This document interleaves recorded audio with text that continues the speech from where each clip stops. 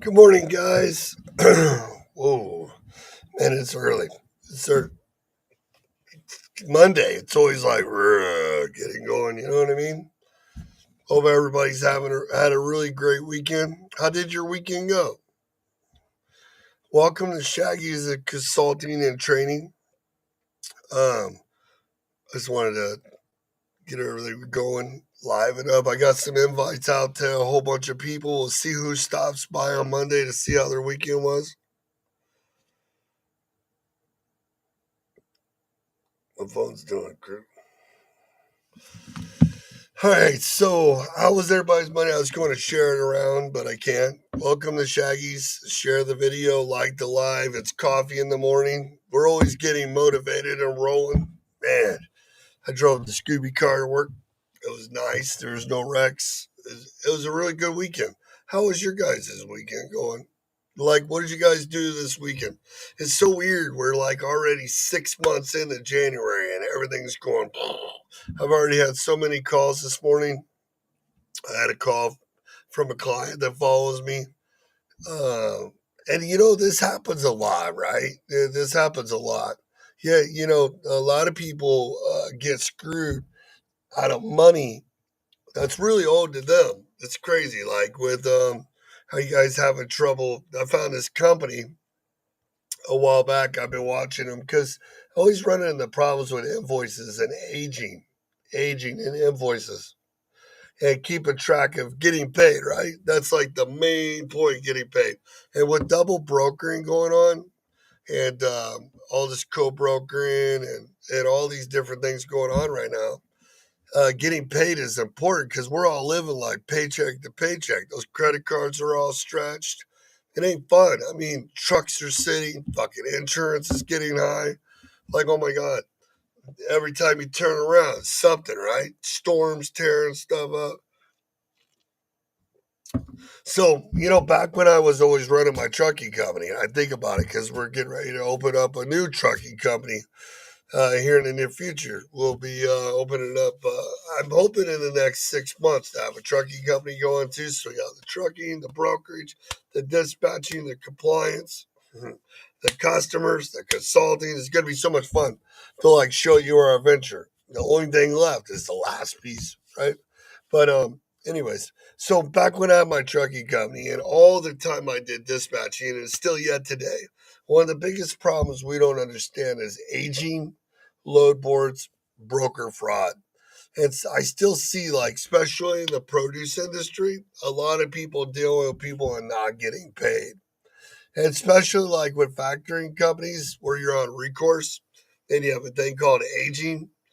You know, there's a company out there called Baker where if you have any bill of ladings that or any filing on the bonds that's recent or anything with delinquent things that like the factoring company where you or stuff that's not approved or double brokering, just anything in general where you need somebody to go after a customer. Maybe it's going after a factoring company, maybe it's going after a broker, just about any of these different things.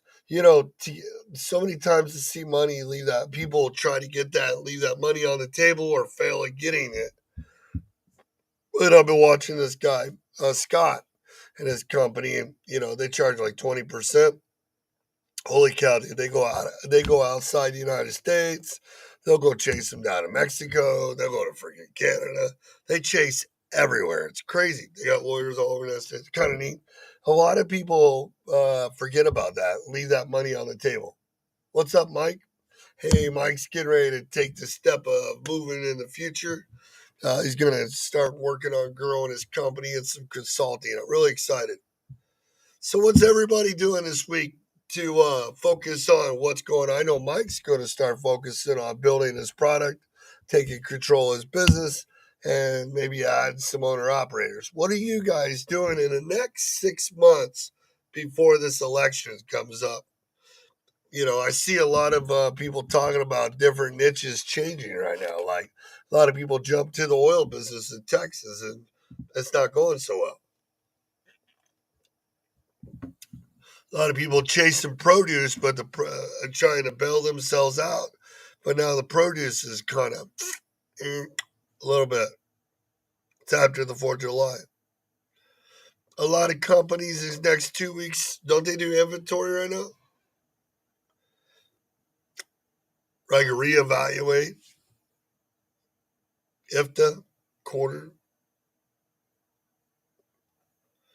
2290s are coming due. What about the changes in the drug testing laws that are coming out where they want to do a swab instead of peeing in a cup? Did you know they said if they do the swabbing that you think all those guys they got popped for marijuana, right? There was like what? There's a shit ton of people, man. Holy cow! Like we lost a tenth of the industry, or maybe it was a lot. I mean, I don't even know. Well, I will go look up the numbers before I stick my foot in my mouth. But can you imagine what they said if they swabbed? Watch. Like 40% of the trucking industry just lost their job. Everybody's like, well, shit, that cleaning house are the ones that don't, man. There's going to be some serious freight on the board. Wouldn't that be crazy if they start swabbing? How are you guys doing this morning? What are some of the problems that you guys are having that you don't understand that you can work on in the next 6 months? I got like 20 more minutes on here, 25. I know right now over at Shaggy's, we're working on getting customers.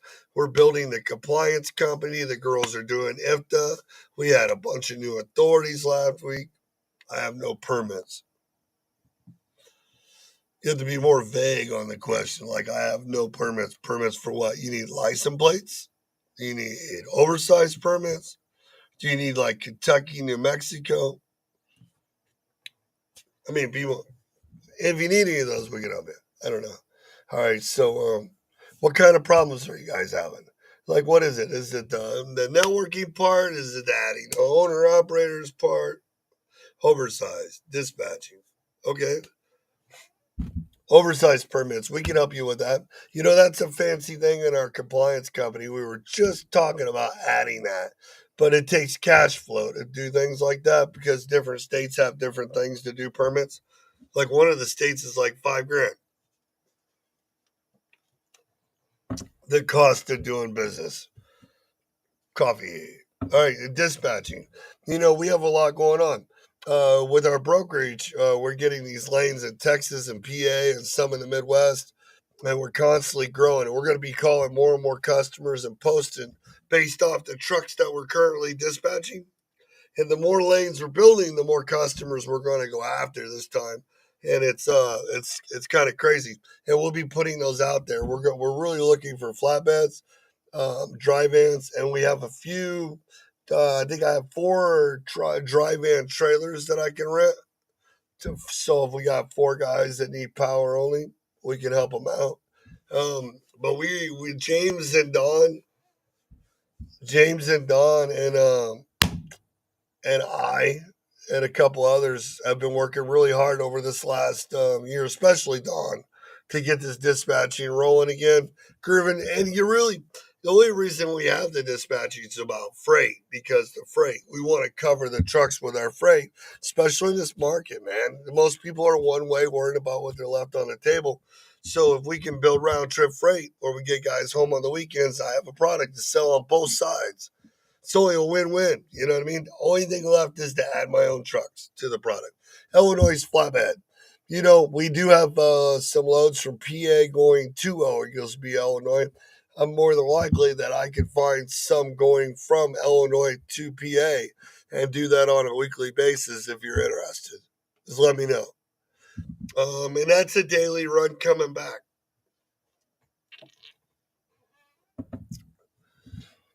Let me know. Well, our dispatching's open. We're taking on trucks.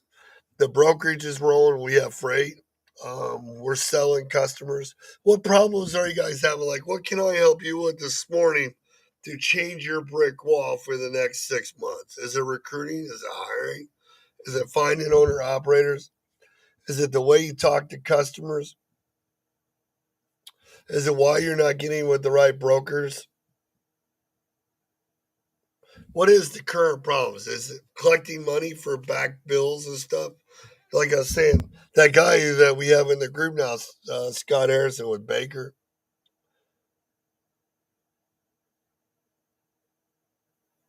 Sell your dispatch service on your knowledge. That's crazy because the guy did call me and he's like, "What makes your dispatching service better?" I'm like, "Well, where are you running, sir?" And he's like, "Man, I run all over the place. Why?" Why? And why don't you stay home? So it's like when you're dispatched, the first thing is why are you running where you are? What do you want to do? And what do you want to do with your business? Everybody's always about a percentage of loads. I get the percentage part, but it's about what do you want to do? Like it'd be the same way if I built my own trucking company, right? So for me, example, there's two kinds of clients.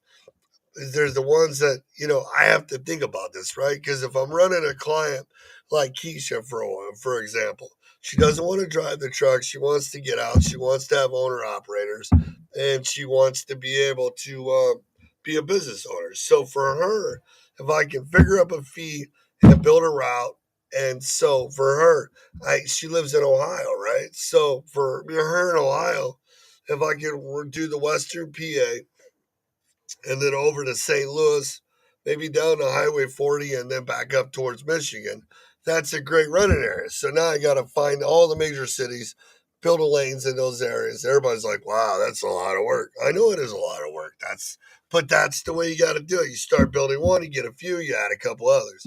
But then on the other hand, I got another problem because we have freight in PA, we have freight in Ohio, we have freight in North Carolina. We have more freight coming in these certain areas. So now I got to think about my dispatching and my brokerage because I need to service those customers. So now my dispatching product's going to change because I'm going to find all the brokers with freight either in a triangle going back to my customer.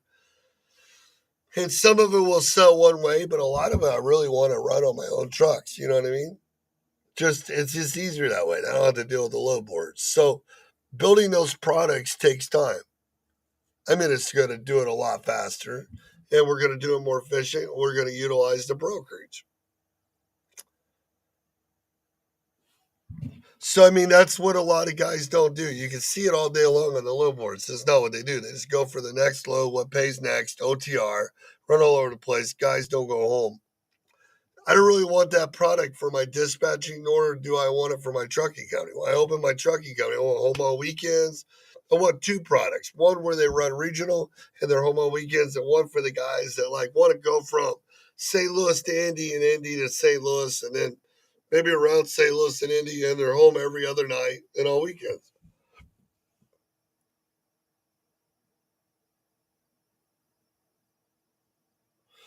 Don't be afraid to do things that everyone else don't want to do.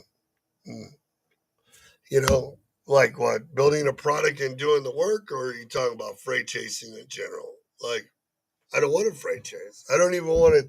I don't even want to get even close to that. I don't even want to sell anything I can't offer. It's like $7,000-8,000 a week for 50 weeks. What's up, William? So as I get ready to open my trucking company in the next couple months, I'll let you guys oversized tanker. I'm not scared of oversized tanker. I like specialized. You know what I mean? It's just the problem is spending the money to get all that equipment when I don't have to, or finding the guys with that equipment.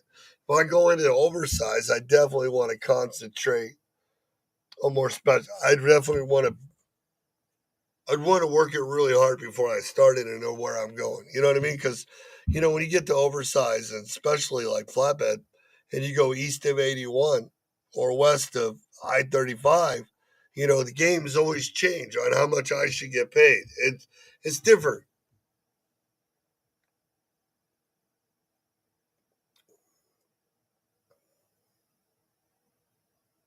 Yeah, we see some stuff like that, like 88 miles for 8, 900, 1100, 1200 bucks with oversized. We even see some of that in flatbed too.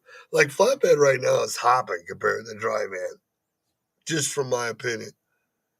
Don't go and trade in all your dry vans and jump over to flatbed. You know what I mean?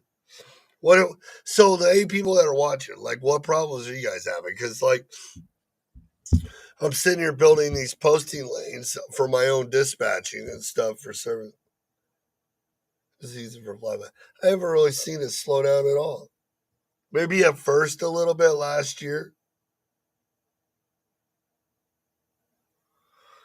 So that's, William's right, man. Fine. He says, don't tempt me. Yeah, don't go jump ship. Just work harder on your product, William. This is why we're here. Me and William talk about this all the time. What is some of the biggest problems we have in trucking is, the biggest problems running a trucking company is wearing all the hats and then really staying focused with the hat. You know what I mean? Like with what you're doing, like being able to like he has a cool setup. He's got truck company trucks. I think he's got owner operators. He's doing his pilot thing. He's turned into Frank and got a car lot. You know what I mean? But he has all this opportunity with his warehouse that I still think that if he would focus and make those calls and do what we're doing over here, we could prove it, that he would have so much of a different story about what he would be doing with his trucking company, like where he'd be going, his niche. You know what I mean? And I might be missing stuff that he's done because we don't talk all the time and all this stuff. But man, if I could, like, literally, I need to go and just focus on Williams' company, like just around the Columbus, Ohio area with my sales team and just selling, I guarantee, just selling his assets in his warehouse and be able to shuttle stuff around to back some of those places up right now, it would just be crazy. Just from the calls that we've made with my team over the last 6 months. The problem is taking the time and doing it, though. The stroller slows down in the winter months. It always depends on the weather, right? And what you're hauling. Everything supposedly slows down in winter months. My opinion, when he says, William says, let's see what William says. My opinion, the hardest part is hiring the right drivers and compliance. It's not the other stuff that comes with trucking, like low rates.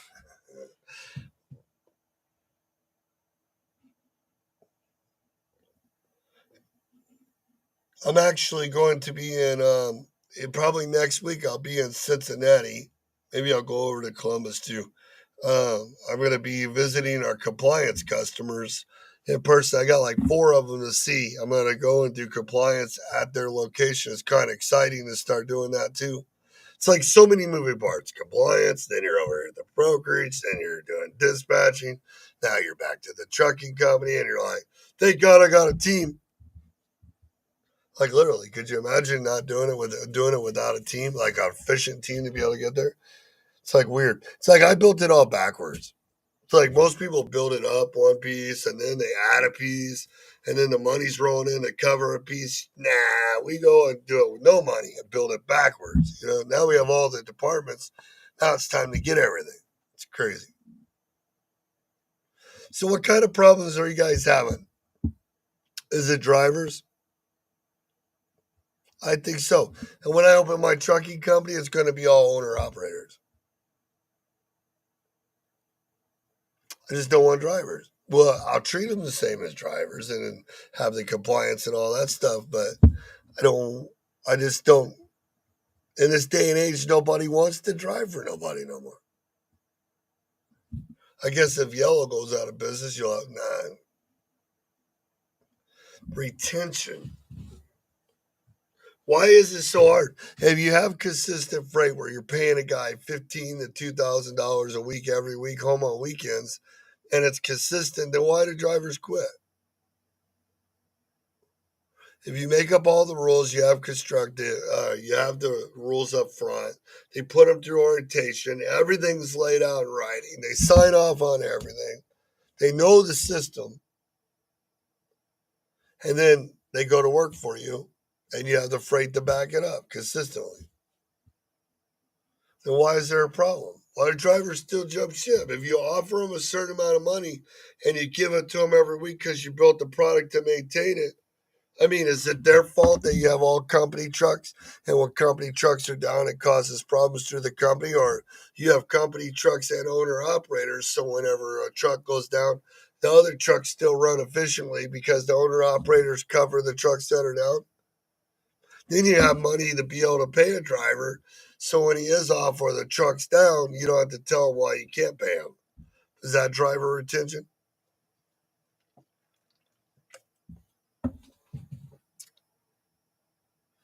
I mean, if you're an investor in 18 other things, why don't you just get rid of the trucks because they're just good hard, like yard ornaments or whatever, and just buy trailers put on owner operators?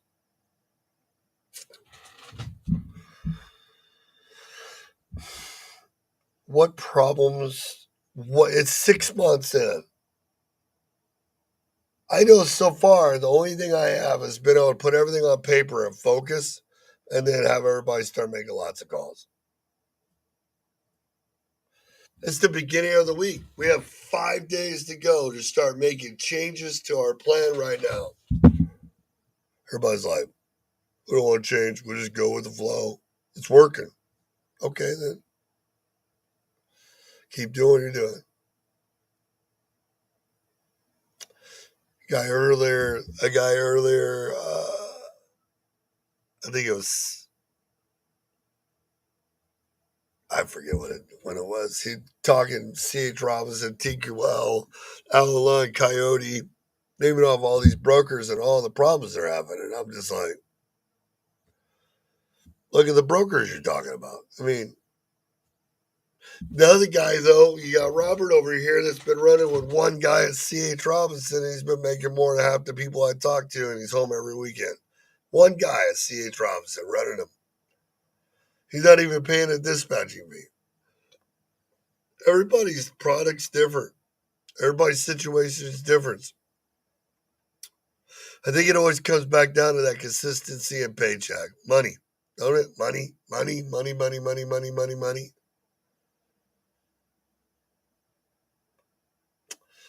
So how are you guys? You guys, all I can say is start networking. Like tomorrow, I'll come on and I'll talk about the way I set up spreadsheets and what I'm constantly doing in networking and how I'm not leaving nothing on the table and how we're dispatching and stuff. We're getting ready to start a new side to our park because we're getting ready to start building those lanes for all these carriers. And when the inbound comes in, I'm going to start showing everybody some new tricks when we actually start finding problems that aren't covered, but we know how to cover them. We're going to see if we can't go after some new customers in areas that we haven't thought about, right? In ways we haven't thought about. So we're working on new things too. So we'll keep you guys posted on how it works. We're going to start posting and searching with direction, and then we'll get inbound calls on building lanes. We're going to make the second call and see if we can't get some more customers for our brokerage. It's going to be crazy. We'll see if it works.